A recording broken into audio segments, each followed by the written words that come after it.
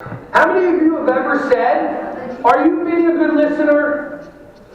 Are your listening ears on? Are you being a good listener? You're not listening. And the kids look at you with the most confused look in the world, like I heard every word you just said. Your kids are always listening. Somehow this is another program that's been thrown into your mind.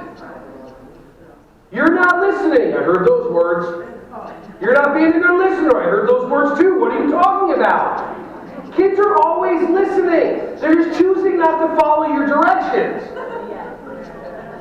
Have you ever done this? David.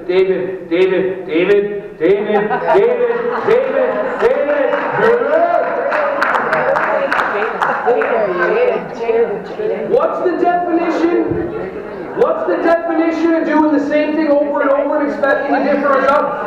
How many of you have repeated a child's name at least 3 times? Why are you driving yourself insane? It's called practice. Is that what you said? Yes. You're practicing driving yourself insane. Yeah. And then you say they're not listening, but they're walking away from you. If you had one of those full-length mirrors, you would see every single time that you said their name. David. And in their mind, it's like, oh, on the 6th David, the vein starts going in their head.